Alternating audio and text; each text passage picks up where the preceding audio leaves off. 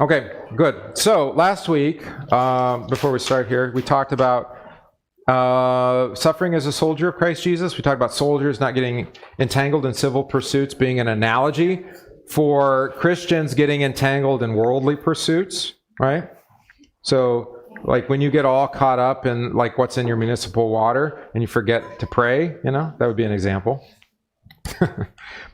This is, by the way, this is a chief strategy of the enemy, meaning the devil, is to distract you, right? To split we might put, if we're going to use these military metaphors, to have you try to get you to fight on multiple battlefronts. This is what you always do in military. That's one of the strategies anyway, is to spread the defenses out, right? So that you don't see where the actual charge is going to be. We did that militarily. We did that with the Normandy landing. Have you ever looked at the inflatable tanks that we used? An inflatable plane? Yeah, seriously. It's really funny when they're inflating because the tank thing is like limp, which is kind of funny in a number of ways. But then they would inflate it, Yeah, they had inflatable tanks so that like when they did reconnaissance flights, the Germans would they'd see tanks, but they were just these big inflatables. Which I think actually there's some of that going on with Afghanistan. I'm not sure everything that we hear is what's actually happening. Yeah. I mean, there are people stranded there, and that's terrible. How many, we don't know because they don't want us to know, not because they don't know. Yeah. How many of those? Well, anyway, that's another story for another day. So military analogies, they're all over in the Bible.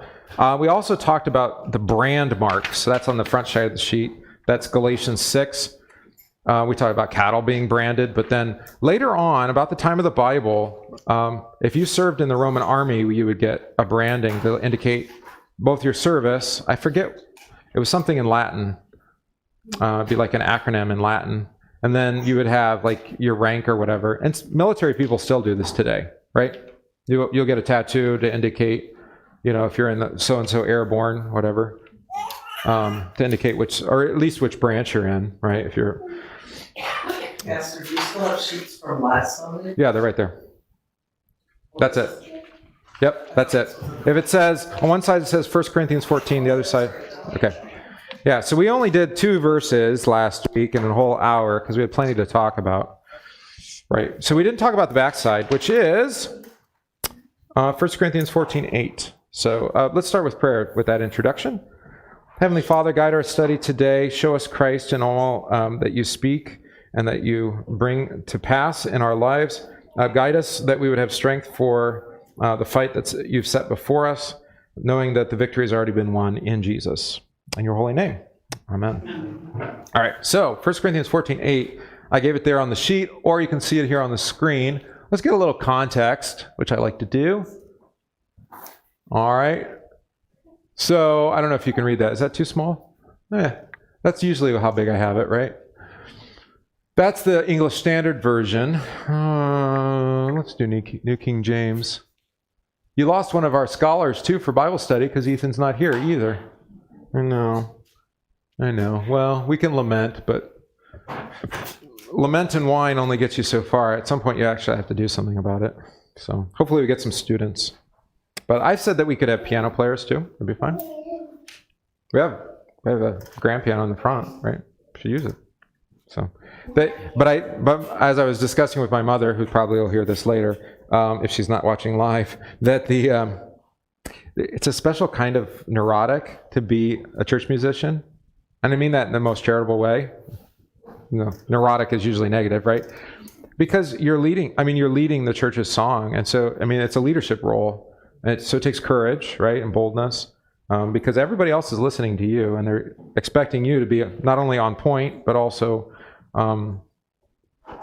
responding to them. So we had a couple hymns today where I was like, if only we had somebody up upstairs, they would hear that we're not singing the same speed that you're playing, right? But yeah, you don't get that. So it does take a special kind of personality, especially with the piano up at the front. I suppose we could use the electronic one upstairs, but it's still like there's a lot of people counting on you to be like present and yeah. So it's a special kind of thing. All right, so 1 Corinthians 14, verse 8. We'll go back to verse 6. All right. But now, brethren, if I come to you speaking with tongues, what shall I profit you unless I speak to you either by revelation, by knowledge, by prophesying, or by teaching? Even things without life, whether flute or harps, you see we get some music things here, when they make a sound, unless they make a distinction in the sounds, how will it be known what is piped or played? All right. For if a trumpet makes an uncertain sound, who will prepare for the battle? All right. And then the conclusion, so likewise you, unless you utter by the tongue words easy to understand, hopefully I did that this morning, right? How will it be known what is spoken? And we talked about that with the babbly kids, right? You know, I mean, where's Patrick? He's not here. There's Dorothy. Dorothy's not a good example. Patrick is the perfect example. He will not let go of you until you understand the words he's saying. We don't understand what he's saying. So he just keeps saying it over and over with more fervor, more intensely, and waiting for you to repeat it back to him, right? I can understand him. All right, yeah, pretty well, but sometimes pretty well is not good enough. You have to get it. And this is what we're talking about here. For you will be speaking into the air. There are, it may be, so many kinds of languages in the world, and none of them is without significance. Therefore, if I do not know the meaning of the language, I shall be a foreigner to him who speaks, and he who speaks to me will be a foreigner to me. All right, so we have the trumpet, right? Now, this is important because, verse 8, for trumpets, in our context, we think of a trumpet as used primarily in music making, right? Like a brass group or, you know. But not in the ancient world, not in the times of the Bible. The word for trumpet here could be, in the Old Testament, is usually translated as a horn, right? And by a horn, you mean a ram's horn, usually, right? But an animal horn. And those were used, think of your Old Testament. Some of you remember the Old Testament, probably. What are some stories with ram's horns being used? Jericho is that one's famous. There's another pretty big one. Was it? I don't remember which judge it was, but where they surrounded the camp. Do you know what he's talking about? With the judge surrounding the camp. Smashing pots, torches. Gideon. Good job, Luke. Don't. You can't answer all the questions. All right. Yeah, no, it's good. Right, yeah, it's ram horn. So what's interesting, I did a lot of work on this, try to get ready for today. The word there is salpids, I should say, salpids, not salpids. All right, and it's usually translated in Latin as tuba, which is kind of fun. Because there's other ones. There's cornu, which is more the shape of an animal horn. So this is like a big horn, like in, I don't know, think of a big battle, like in Lord of the Rings, right? And there's the guy with the horn, it's like, and the whole, that's to call the people to battle. This is not a quiet instrument. The horns that were used in the Greek world, the ancient Greek world, they didn't use animal horns, they used metallic ones that mimicked animal horns, but they basically could only play two notes.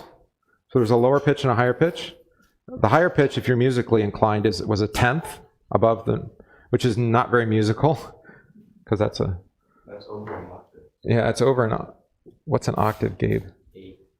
Right. So that's the bass tone, and it's a second above that plus an octave. It wouldn't sound very good, those two notes together. So that was a way to distinguish between the two. So one note would mean one thing, and the other note would mean the other thing, and those soldiers would know. And sometimes they'd actually play the wrong note, but they tell all the soldiers ahead of time, because then the enemies, if they knew the signs, just like the Astros pitching in the World Series, if you know your enemy's signs, or in that case your opponent, who were they playing when they got busted for this? Baseball. Anybody follow baseball? This is another time where it'd be nice to have Ethan. Yeah, it was 2 years ago now, I guess. If you know your enemy's signs, your enemy, if they know your signs, then they can give the sign. They can deceive you with the signs, right? Because the horn, everybody would hear the horn, right? So that's what this is. This is a big old horn that you would use in the military, So usually translated trumpet now, but it's interesting. There's trumpets recorded mostly in the East, not so much in the West. West meaning Rome and Europe, but in the East meaning Israel and surrounding areas. There's a Mari temple in 2700 BC. I don't know where that is, with two figures holding in their hands horns, right? On the cylinders they found in Gudea, which is about 2400 BC, there's trumpets mentioned. There's miniature trumpets found in the mounds of somewhere in Persia, second. That's about 2000 BC as well. Carchemish, which is north of Israel. The Hittites, they have trumpets and engravings. So, but it makes sense, right? Because look, the horn falls off the animal dies, you have the horn, you blow, I mean, somebody's going to pick it up and blow into it, see what it does, right? And then they would mimic that through bronze and other kinds of metal, right? And like, oh, this could be useful. But not primarily for music, by the way. Not primarily for music. In Tutankhamun's tomb, so, that was not that long ago, I should say, that we found that, right? Sometime last century. So that's about 1500 BC, 1550. There's actually two actual trumpets in there. There's a silver and a copper one that they found in the tomb, right? Because it hadn't been looted. That was the whole deal with Tutankhamun. Most of the tombs had been looted, but that was sealed. So that's pretty neat. But again, not as a musical instrument, but as something to give a signal, because it was loud and people would hear it. Kind of like air raid siren, or we don't use air raid sirens, thankfully. The tornado one, yeah, which is on like Tuesday at noon or something, right? Well, I'm thinking of the one in Adel that we hear when I'm here. I think it's a different day.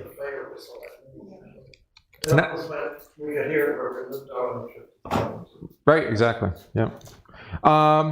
Now, not every ancient civilization used a trumpet. Some used flutes or pipes, right? The Scottish, we know that later on, right? But they walk in with their pipes. It's like, that would be terrifying. Because one, it's cacophonous, right? It's kind of terrifying sounding. It can be musical, too. I don't know. I have Scottish blood, so I have to be careful here. What? According to the Bible, musical instruments before the flood. Right. So it does mention music instruments. Right, but not in the West. So not like Greece, Rome, but a little bit in Egypt, but mostly that's relegated to God's people as far as making music with them. And there's a reason for it. Because the metallic ones, I mentioned the interval, called a tenth, is not very musical sounding. But if you blew on a ram's horn, you could get three different tones. You could get a fifth and an octave, which works. Like, you could take a ram's horn, and the fifth and the octave, those are the most common, maybe the third a little bit. I'm looking at our musician here, but yeah, so our musical scale that we use, it doesn't make a lot of sense, especially the well-tempered version, which is what we use. But it actually is just mimicking the tones that we hear in nature when we blow through a ram's horn, for example.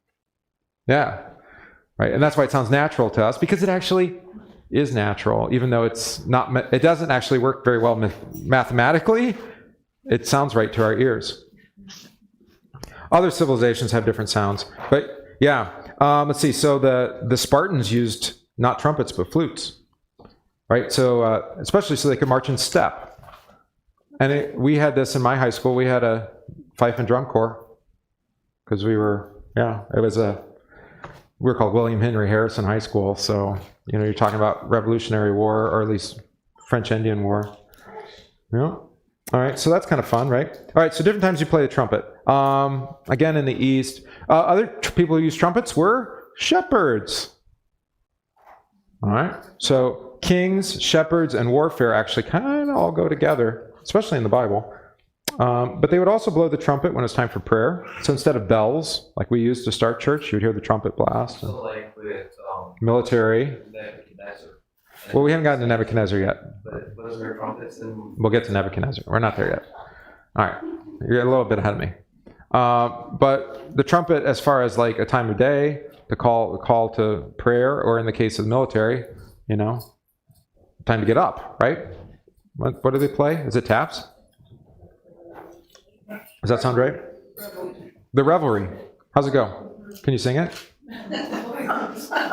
No pressure. I don't know. Yeah, how's it go? Anybody remember? What's that? The thing that wakes you up in the morning. Yeah, that was in the morning, that's what we. Taps it in the evening, right? That's the end of duty. Yeah, end of duty.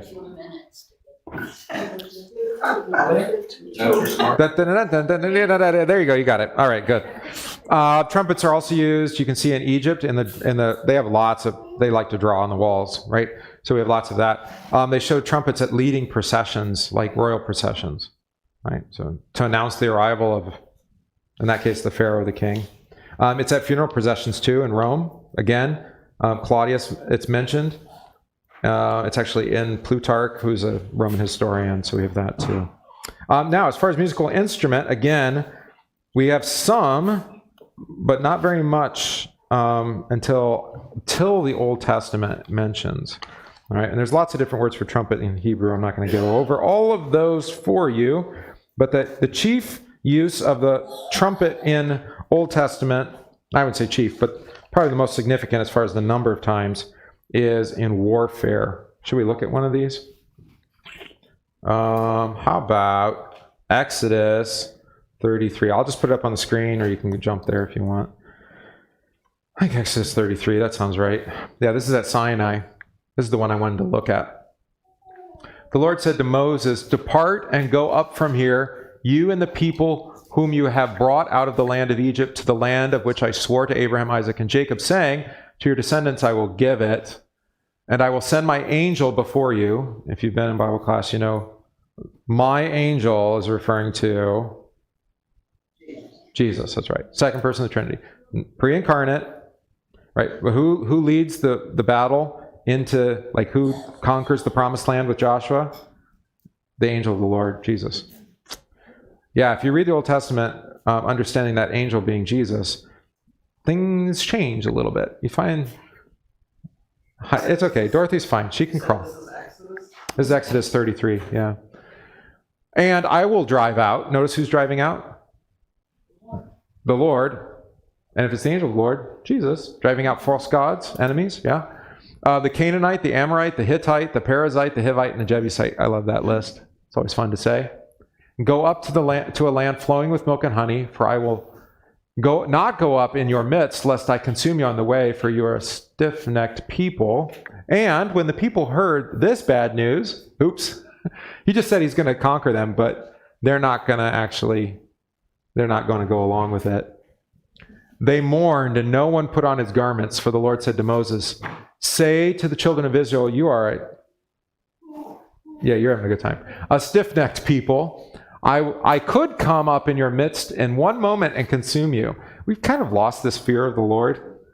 Like, oh, Jesus is nice and he's cuddly. He's kind of like a teddy bear. Like, nah, this is not so teddy bear. "Now, therefore, take off your ornaments, that I may know what to do to you." And the children of Israel stripped themselves of their ornaments by Mount Horeb. And then Moses took his tent, pitched it outside the camp, far from the camp, and called it the tabernacle of meeting. And it came to pass that everyone who sought the Lord went out to the tabernacle of meeting, which was outside the camp. So it was, whenever tabernacle, that all the people rose, and each man stood at his tent door and watched Moses until he had gone into the tabernacle. Trust me, we're getting there. And it came to pass when Moses entered the tabernacle that the pillar of cloud descended and stood at the door of the tabernacle. And the Lord, who talked with Moses. Now wait a minute. How does God talk with Moses? Jesus. Thank you. All the people saw the pillar of cloud standing at the tabernacle door, and all the people rose and worshipped, each man in his tent door. So the Lord spoke to Moses, mano a mano, but it's more than that, face to face, which means God has a... yeah.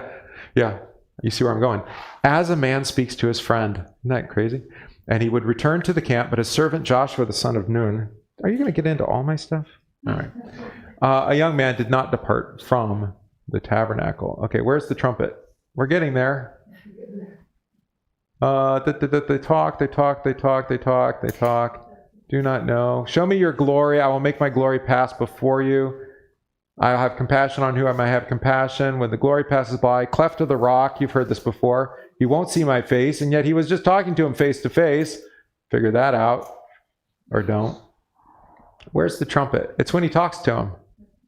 The Lord, merciful and gracious.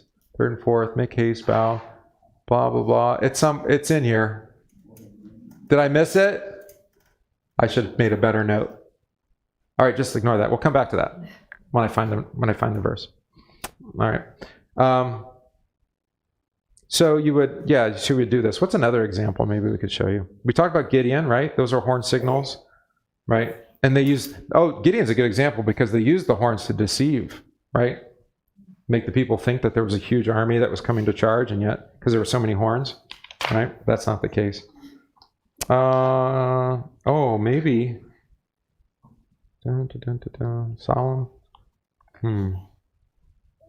I thought it was right there in Exodus 33. Oh. It's there. I know it's there. Exodus 19. Oh, I went to the wrong verse. It's Exodus 19. All right. Another time where God meets with Moses. That's where it's mentioned. Let's see here. 19. Yeah, there we go. Yeah, you're fine, babe.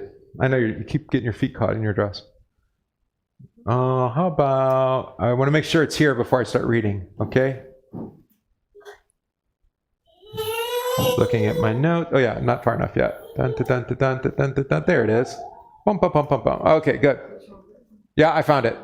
All right, so go to the people and consecrate them today and tomorrow. Remember, God's talking to Moses on the mountain. And let them wash their clothes. Let them be ready for the third day. And on the third day, here's the key. Third day, when you think 3 days, what do you think of? Thanks. Yeah, good. The Lord will come down upon Mount Sinai in the sight of all the people. What will they see? You shall set bounds for the people all around, saying, take heed to yourselves that you do not go up to the mountain or touch its base. I've always wondered how you can avoid touching the base of the mountain, because where does the mountain actually end? You just stay far away. Right. Yeah, it's a big mountain. Whoever touches the mountain shall surely be put to death. Not a hand shall touch him, but he shall surely be stoned or shot with an arrow. Whether man or beast, he shall not live, because God is holy and we're not. And there it is. When the trumpet sounds long, and again, what's the word for trumpet? Anybody know their Hebrew? Remember, it's a ram's horn. It's not shofar. Sorry, that's your ram's horn. It's yobel, which is another Hebrew word. So some kind of trumpet. This is a ritual trumpet. It would be used for worship, to call to worship, that kind of thing. When it sounds long, you shall come near the mountain. So you hear the trumpet, it's time for church. We use bells, they use trumpets. Got it so far? So when Moses went down the mountain to the people and sanctified the people, they washed their clothes, and he said to the people, be ready for the third day. Do not come near your wives. Yeah. Ritual purification was connected to, with warriors. Yeah, that you had avoided your women. Think of the story with David, right? And Bathsheba. What was Bathsheba? Uriah, right? Uriah won't lay with his wife because he's under orders, right? So even though David tries to get him to disobey his own orders, yeah, it's not time. Then it came to pass on the third day in the morning, here we go, that there were thunderings and lightnings, a thick cloud on the mountain, and the sound of the trumpet was very loud, so that all the people who were in the camp trembled. So this is probably not a natural trumpet. Yeah, what's the sound of the trumpet that's very loud? You can think of New Testament here, because there's thunders and lightnings. There's times where people say it thundered, and it was actually the voice of God speaking, right? Yeah, what's an example of that? Transfiguration. This is my beloved Son whom I'm well pleased. And others said it sounded like thunder. Hearing they did not hear, right? Yeah, so thunder, but also here, I think it's God's voice sounds like a trumpet. And that makes sense when you get to Revelation. There's lots of trumpet stuff. We'll look at one of those in Revelation if we can here. I'm taking a little longer than I thought. But anyway, it's fine. And Moses brought the people out of the camp to meet God, and they stood at the foot of the mountain. So you see there that the trumpet is used to call to worship, but it's also indicating the voice of God. Yeah, the sound of a trumpet, which is important. And, well, since I said it, let's, before we go to Revelation, let's look at the Old Testament precedent for that. Sorry, I'm going fast. Everybody stay keeping up here? All right. Trying to think which one I want to use. Probably, it's really, there's a couple of them. Let's do Isaiah 27. All right, so here's the restoration of Israel. I'm going to scroll ahead here. So that, this is 27 of Isaiah. Right, so, by the way, when God restores Israel, what does he also do? Destroy the enemies, right? We have all this language of destruction, of judgment, which is just warfare language, and then we're act like, well, Christians are supposed to be pacifists. They're like, well, God's not. I mean, he brings peace. How does he bring peace? Yeah, fighting against sin, death, devil. Yeah, exactly. So, I know we like to think, well, and he even says that the false prophets, what do they always proclaim? Peace, peace, where there is no peace, right? How does God bring peace between himself and us? By doing battle against sin, death, devil, forgiving our sins. Forgiveness of sins is kind of a violent action then. You ever think of it as violent? I know you probably think of it as tender or gentle. You having a good time? Yeah, you're having a good time. But it's actually violent because, baptism is violent too. Peter says, it drowns the old Adam. You're like, drowning? That doesn't sound so pleasant. It brings death, right? And then new life. Yeah, so there's different ways to think of that. Oh, look at this. All right, so, and you will be gathered one by one, O children of Israel. So it shall be in that day, the great trumpet will be blown. They will come who are about to perish in the land of Assyria, and they who are outcasts in the land of Egypt, and shall worship the Lord in the holy mount at Jerusalem. So again, what's the trumpet for here? Worship. Yeah, it's called a worship. It's similar to that like triumphal entry one, right? Where it's to call the end of the warfare, the bringing of peace. But look, I'm going to show you one more example in the Old Testament before we move to Revelation. Zechariah 9 is the one. Yeah, we're happy too, baby. Because you're not at all unhappy like you were in the car. So look at, I don't want to read too much of this. Where should we jump in here? Tyre, Gaza, Ekron, you've heard of these places. Ashdod, the Philistines, Ekron. There's a camp. There's the coming king. Rejoice greatly, O daughter of Zion. Shout, O daughter of Jerusalem. I played the kids. You know what I'm talking about. From Messiah, right? Yeah. I think it's a soprano, or it's alto, I don't remember. It's an aria. Yeah. Behold, your king is coming to you. He is just and having salvation, lowly and riding on a donkey, a colt the foal of a donkey. That sounds familiar. Yeah. But keep going. I don't know, probably don't read too far. We don't read far enough, I should say. I will cut off the chariot from Ephraim and the horse, the battle horse, this is a war horse, from Jerusalem. The battle bow shall be cut off. He shall speak peace to the nations. His dominion shall be from sea to sea, from the river to the ends of the earth. So sea to sea, that would be, which seas are we talking about? Oh, Definitely Mediterranean, but would it be Mediterranean? the Black Sea, maybe? You think of the known world at this point. The river would be Euphrates, probably, and then all the way to maybe the Nile. I don't know. Pick which rivers you want. But yeah, that seems right. The known world, the four corners of the world, because it's a flat Earth. Yeah. But let's keep going here. Right? Look at this. As for you also, because of the blood of your covenant, I will set your prisoners free from the waterless pit. Return to the stronghold, you prisoners of hope. Even today I declare to you that I will restore double to you. All right, so think of who gets double restored to them. The first one, right? Well, the firstborn gets double, that's right, good. But what story does somebody have double restored to them? Job, yeah, the end of Job. Right, so, this is I'd say it's a metaphor or analogy for the forgiveness of sins. Right, so your sin is here, your forgiveness is double your sin. Right, it's not just he forgives your sin, but he actually gives to you over abundantly, above, way beyond just what's owed or what you owe for your sins, forgiven, but even more. He's abundantly generous. It's beautiful. But it's also, Gabe's right, connected to the firstborn, because we are. Here we go. Would encourage you to sin? Silly man. I'm sorry he's a troublemaker. Yeah. You always answer the Like a dog going back to its vomit. To quote Paul, why would you go back to your vomit? Why would you go back into captivity if you've been set free? What's wrong with you? Yeah. Yeah, returning to your sin after you've been forgiven is saying to God, I don't want my sins forgiven, actually. It's rejection of forgiveness. It's unbelief. It doesn't mean it can't be forgiven, but why would you do that? Yeah. It's like, you know it doesn't taste good. Why would you do it?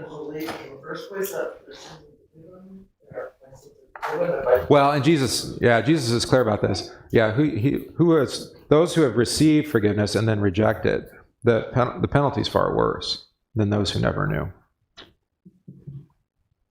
Yeah, and it's also Paul talks about this in 1 Corinthians, right? That it's infinite. I would say infinitely, but he actually says in Hebrews, or whoever wrote Hebrews, I think it's Paul, that it's impossible to be restored once you've rejected the gift.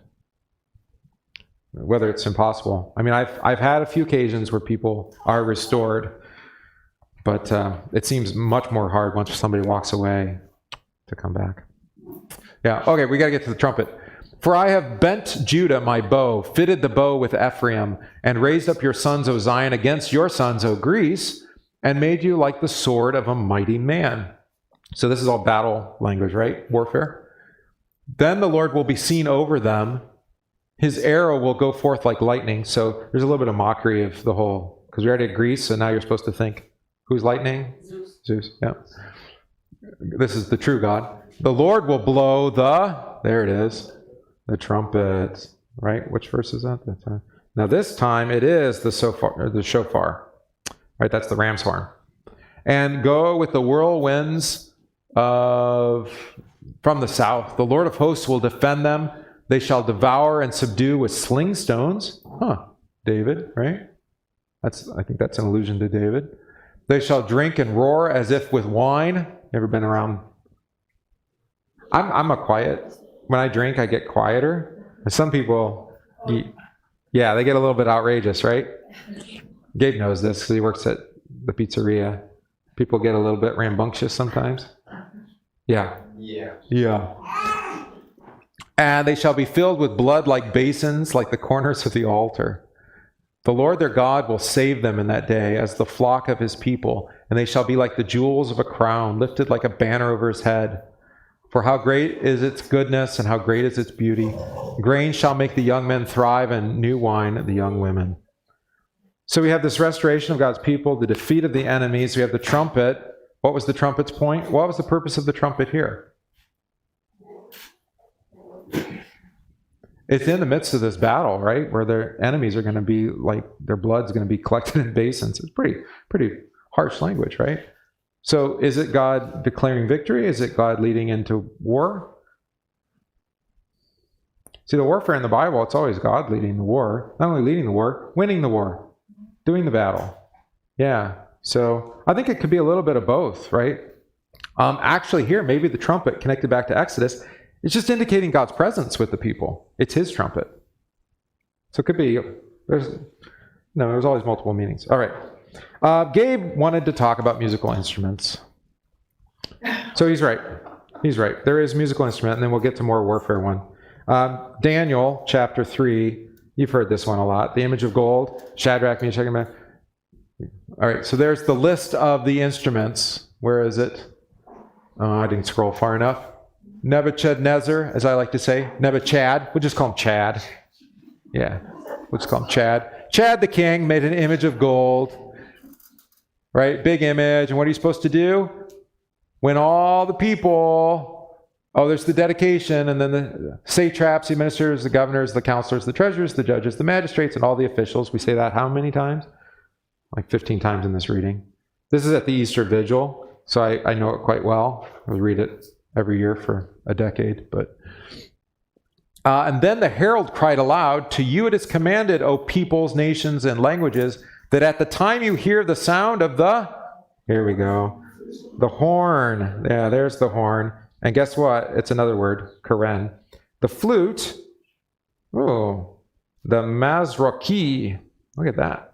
the harp, all right, and the lyre in symphony with all kinds of music. Anybody got a different translation on that? I think some people don't translate that as symphony, but I like ESV. The horn, the pipe, the lyre, the trigon, the harp, the bagpipe. All right. And then there's just like, everybody's like, what is that noise?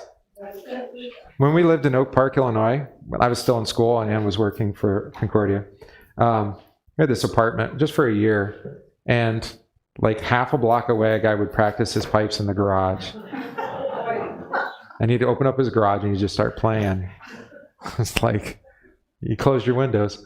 Every kind of music, every kind of, in symphony. I like that, in symphony, though. That means they were playing together.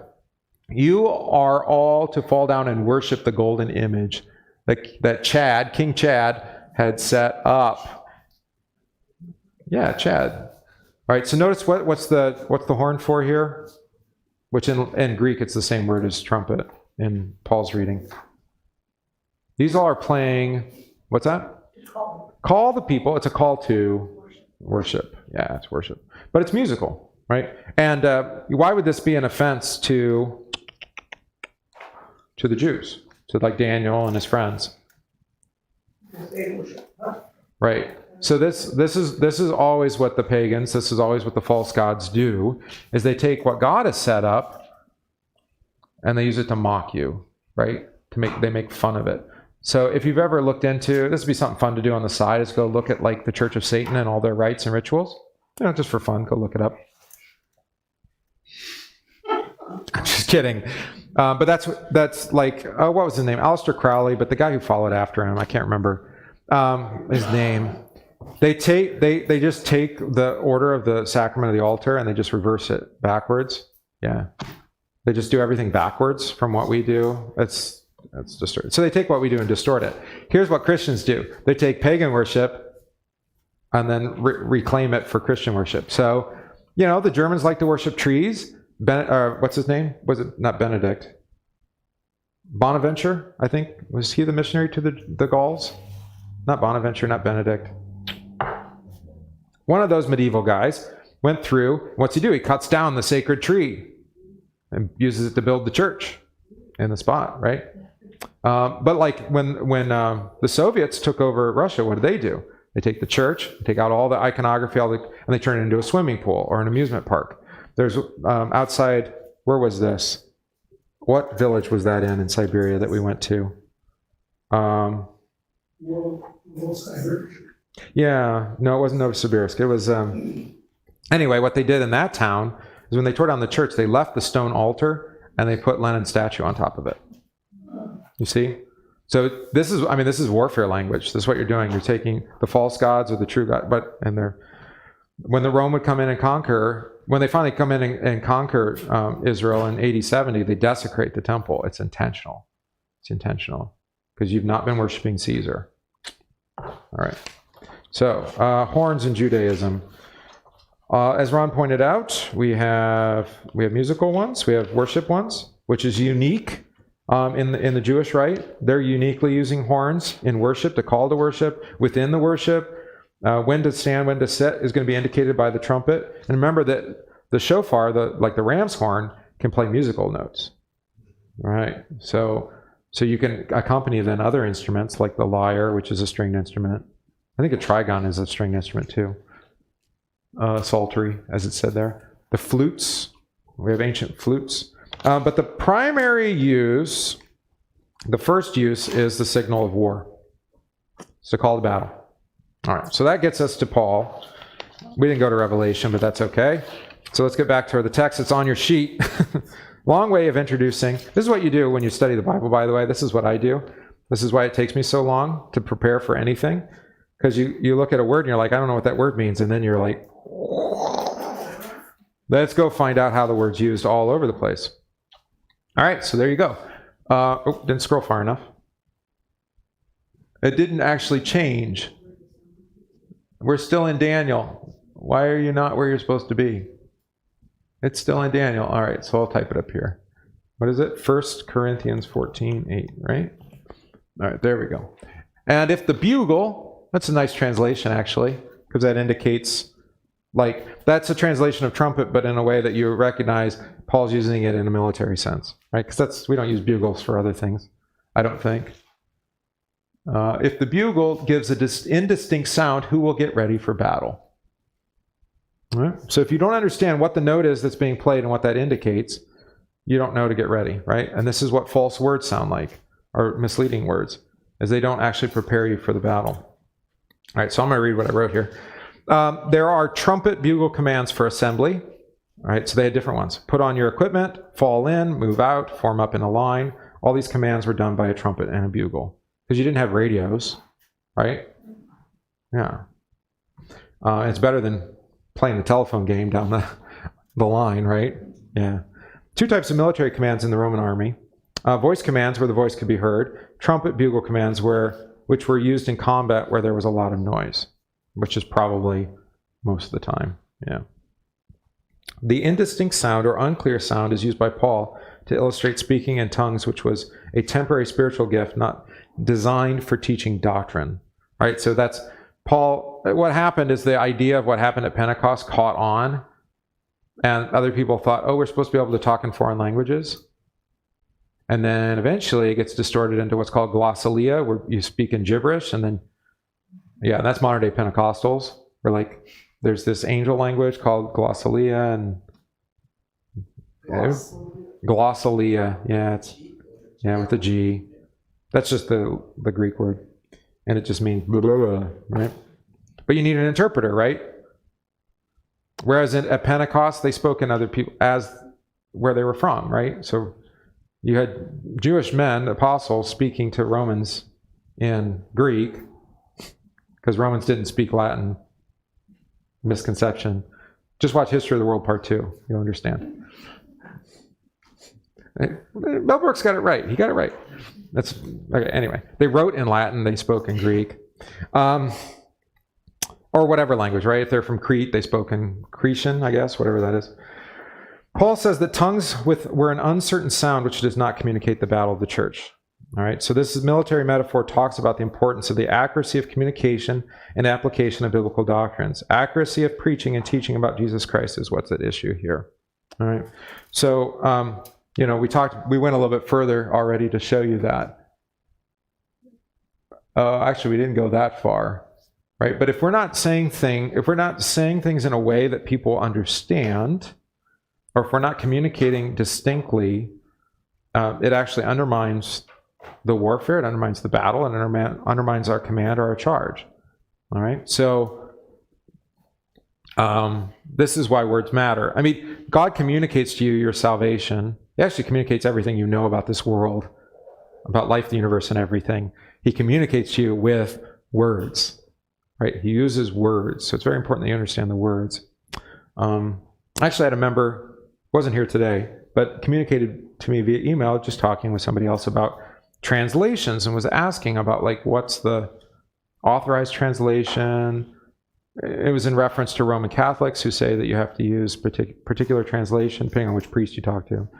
But at the time of Luther, you could only use the Latin Vulgate. It was called the Vulgate. It was translated by Jerome. Then Luther comes along and says, how about we read from the Greek, or from the Hebrew, or from the Greek Old Testament, right? And translate from that.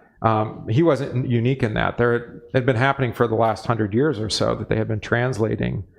They're going back to the original, whatever manuscripts we had from as close to the time of Christ as possible, and comparing the Latin Vulgate to that. Ended up with a lot of people dying at the stake, being burnt. I'm trying to think. Coverdale was one. English reformers, there were quite a few English reformers that ended up either going into exile or dying because they translated into English, which was forbidden in the first place, and they were not using the Vulgate as the source. They were going back and reading Hebrew and Greek manuscripts that were being collected at that time. All right, so this is why our pastors in our church, everyone learns Greek, so they can read the Gospels, the New Testament, in the original language. And then pastors that go for 4-year instruction learn Hebrew. So myself. I say learn Hebrew. I didn't learn it very well. Need to relearn it. All right. And the reason for that is that everything gets lost in translation. Anything can get lost in translation. This is true in your normal life, right? If you're married, you know this is true. You say one thing, he says he doesn't understand you. You said the words, you communicated it effectively. He's just kind of a moron, right? That was a joke. I don't know if you're paying attention. No, it's that you have different dialects. And in fact, you can use the same words and mean two very different things, right? So in order to understand one another, you need to actually speak the same language. What was that marital counseling book, 4 Love Languages? Anybody read that one? 5? Obviously, I haven't read it. I've seen it referred to in other places, right? So know your, what is it? Like, Acts of service. doing the dishes, good, yeah. Acts of service. Don't look at me, I haven't physical touch. Physical touch, yeah. Gifts. Gifts, yeah. Words of affirmation. Wow. That's the last one. There's one more. See, there's only 4. I was right. Divorce court. Divorce court. Get an attorney. Right, 5 love languages. Right, but that's the point. Everybody communicates differently, right? And so learn how they communicate and try to communicate effectively. Same thing here. If you don't understand the purpose of the bugle, what sound the bugle's making, or if it's not clear which sound it's making, you won't know what instruction it's trying to give to you. Got sense? Yeah, that makes sense? And again, this is in the context of even in lifeless instruments, such as the flute or harp. You know, they don't give distinct notes. How will anybody know what's being played? Right? Which is why I'm kind of sensitive about the musician upstairs that's leading or whoever's pushing the buttons, which is why I push the buttons right now, is that if the wrong note's played, it kind of throws the whole thing off, right? Like, wait a minute, that's not what no. And then everybody gets flustered, and they're like, that's not what we're supposed to sing. Why is he playing that, and he's supposed to be playing that? You know how it goes, right? Yeah. So you won't know what to say or what to speak, right? So if you don't speak in a way that's distinct or clear, it will confuse. Right? By the way, the language for Lutherans is given to us. We've commonly agreed upon a language that we would speak so that we understand one another, which is the language of the Catechism, small Catechism in particular. That's our language. I used the 3rd article of the Creed today, but you all, you're like, oh, I know those words, right? I know what those words mean. I learned what called, gathered, enlightened, sanctified mean. I learned that in Catechism, right? And so I didn't have to go through and define it all. Maybe I should have. But, there's only so much time. Yeah. So that's like a common speech that we've agreed upon. We're going to use the language of the small Catechism so that we understand one another. Because, like, if I use the word grace in another context, people understand it very differently. Like in a Baptist context, when I say grace, they're going to be like, well, what kind of grace? I'm like, what kind of grace? What are you talking about? Are you talking about common grace? Are you talking about the grace known in Jesus Christ? I'm like, I'm talking about God's giving. Yeah. Did you wake her up? She's going to snot all over you. I hear it. All right, good. Anything else on bugles? All right. Let's do oh, you don't have the sheet. Somebody want to help me hand out here? We're going to start this sheet. I don't know if we'll get through it, but we'll start it. This was where we were going to start today. This is a big topic. Are you going to hand it out or what?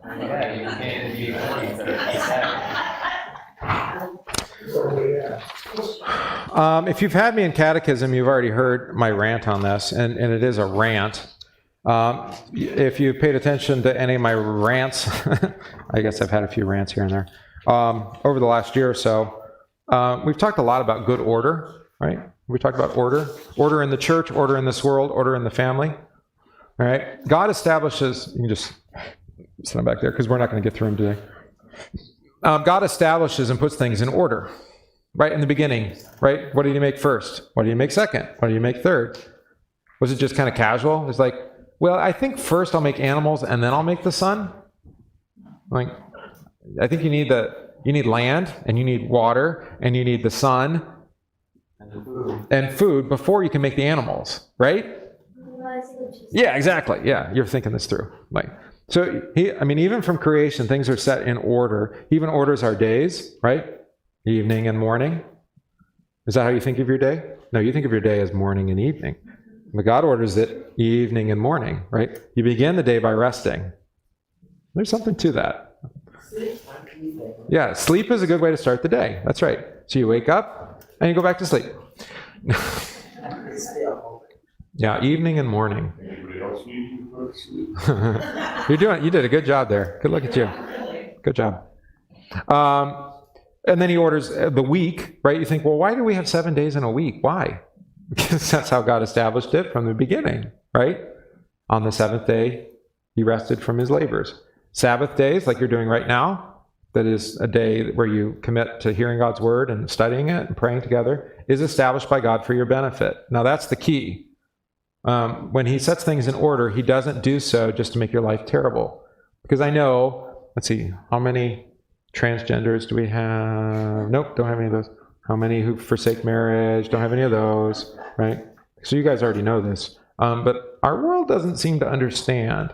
I mean, even military order, like when you have the general say one thing and the commander-in-chief saying a different thing, this is not a good sign. This is not a good sign. Don't get me started. Right, I agree with you. I said this last Sunday in Bible class. Already then it was immediately obvious that this was going to not be a fun time. Yeah, right. And it's worse than it looks even, because they did this to President Trump too. They lied to him about how many people they had in Syria. Do you remember this? They told him they had like 1,000 and they had multiple thousands. They're like, he's the commander-in-chief. I mean, why would you lie? Why would you hide that? And here, obviously, somebody was lying to somebody, or a lot of people are lying to a lot of people. Who even knows who's in charge anymore, right? So what ends up happening? You have the military, you have veterans especially are demoralized, right? Because they look and say, what? Especially those who served in Afghanistan. Like, why? Taxpayers are looking at, like, why were we spending $250 million a day in taxpayer dollars for 20 years? For what? Good questions, right? So you have all this kind of disorder and chaos. Why? Because the good order that we had set up has been disordered, probably just to pad some people's bank accounts. I mean, that's ultimately what it's usually about, right? It's just the way we do business. Yeah. You know, the CIA gets their poppy farms, and you laugh, but they run drugs from Mexico, so why wouldn't they be running drugs from Afghanistan? It's how we do business. How else are we going to do intelligence unless we're the drug runners? Don't read declassified documents from the last 100 years. You'll be speaking about being demoralized. All right. So Paul uses this picture of order in two different places I gave you. 1 Thessalonians 5 and 2 Thessalonians 3. So he's writing the same church, and he uses the same term in both places, in both letters. So I think we can look at both of these. And we'll start by looking at it. And then, yeah, this is a good place. Well, let's back up just for a little context. So verse 9 of 1 Thessalonians 5, for God has not destined us for wrath. Thank goodness for that, because we know what God's wrath is like, right? Yeah. But to obtain salvation through our Lord Jesus Christ, who died for us, so that whether we are awake or asleep, we might live with him. And there being awake and asleep is a metaphor for living or dying, right? Therefore, encourage one another and build one another up, just as you are doing. Now, how are we going to do that? We ask you, brothers, to respect those who labor among you and are over you in the Lord and admonish you. Right? So now we're talking about the order of the church. Right? And I don't like being over people, except